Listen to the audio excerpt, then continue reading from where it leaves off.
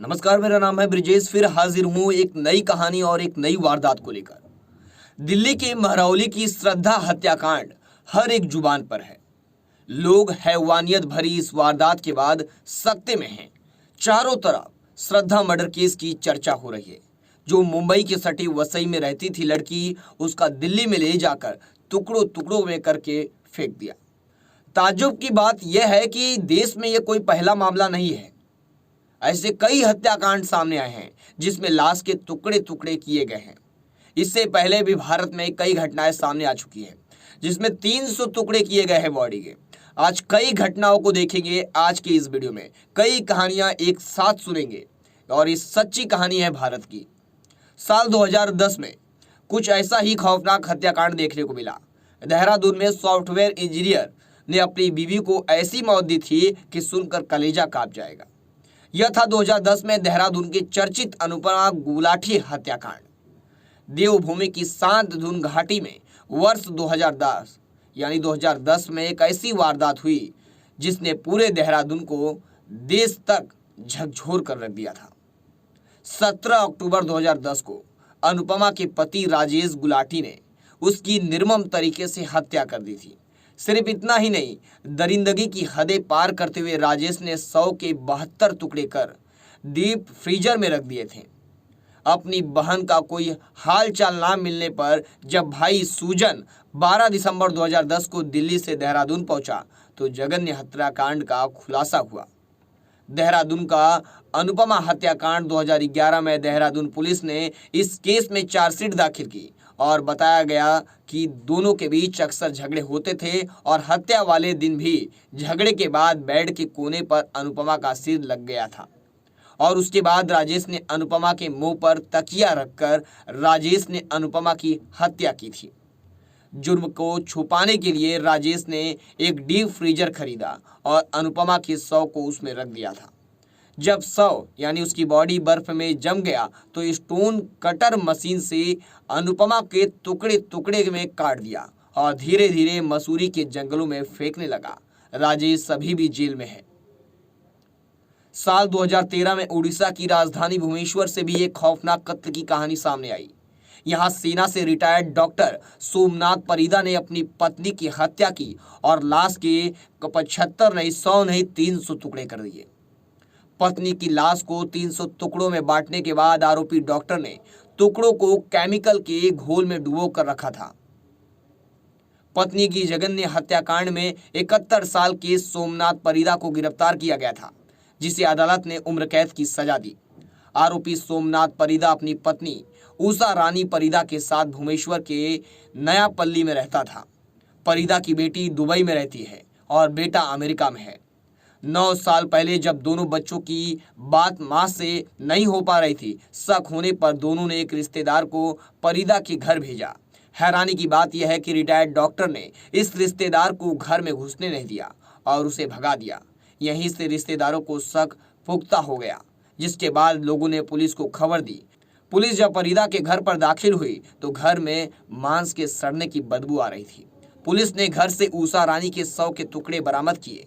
जांच में पता चला कि पारिवारिक कलह के चलते डॉक्टर ने पत्नी की हत्या की थी। लव ट्रायंगल में 300 टुकड़ों में काट दी टीवी प्रोड्यूसर की लाश। ये सनसनी हत्याकांड माया नगरी मुंबई से भी आया है। दरअसल मुंबई में 2008 में नीरज ग्रोवर खौफनाक तरीके से हत्या कर दी गई थी। नीरज ग्रोवर की हत्या की गई थी और 300 टुकड़ों में काटा गया था। नीरज ग्रोवर टीवी प्रोड्यूसर थे।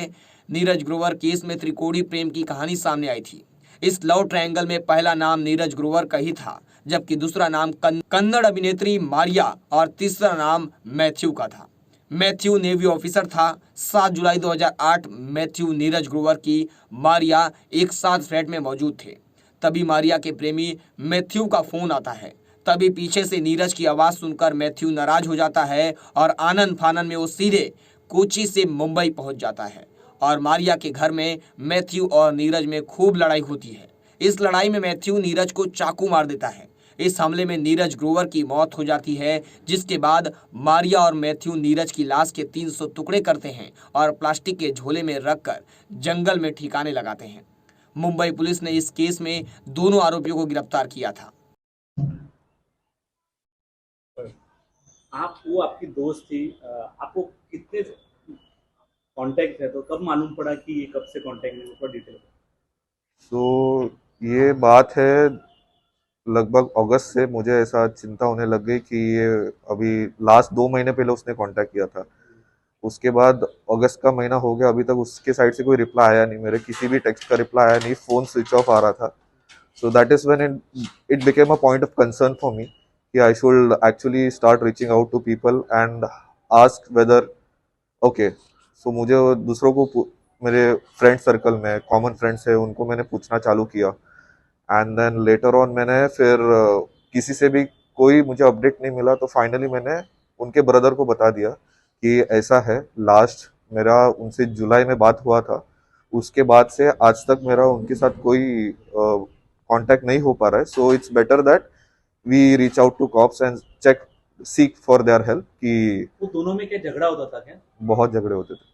क्या बताते थे आप? यहाँ तक कि एक बार ऐसा भी झगड़ा हुआ था जब उसने मुझे व्हाट्सएप पे ऐसा मैसेज करके बोला कि प्लीज यहाँ मेरे घर पे आ जा, मुझे बाहर लेके जा, अगर आज रात को मैं इसके साथ घर पे रही तो ये मुझे मार डालेगा। ऐसा भी झगड़ा हुआ है उनके बीच में, और हम दोस्तों ने मिलके उसको उसके घर से उस दिन बाहर भी निकाला था और आफ्ताब को वार्निंग भी दी थी कि हम पुलिस के पास जाने वाले हैं। बट उस टाइम पे श्रद्धा के कमिटमेंट्स को या फिर उसके जो बातें थी उसको रिस्पेक्ट करते हुए हमने बोल दिया कि इसको हम पुलिस में नहीं कर रहे, बिकॉज उसने मना किया। उस तकरीबन मैं Shreya Dhargalkar, social worker, social activist हूँ।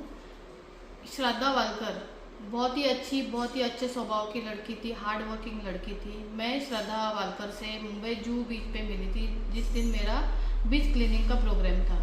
वहाँ पे मैंने बहुत सारे बच्चे आए थे क्लीनिंग के लिए, तो मैंने उनसे बात की थी, उनके बारे में जानने की कोशिश की थी। तो उन्होंने मेरे बारे में पूछा, मैंने उनके बारे में पूछा। जब इंट्रोड्यूस हो रहे थे तब श्रद्धा वालकर इन्होंने अपने बारे में ज़्यादा कुछ बताया नहीं। बहुत ही शांत स्वभाव की लड़की है, बहुत ही अच्छी लड़की थी। और उन्होंने सिर्फ एक ही बात की कि मुझे शादी करनी है, मुझे फैमिली करना है, मुझे मेरा बच्चा करना है। मतलब उसको सिर्फ अपनी फैमिली बनानी थी।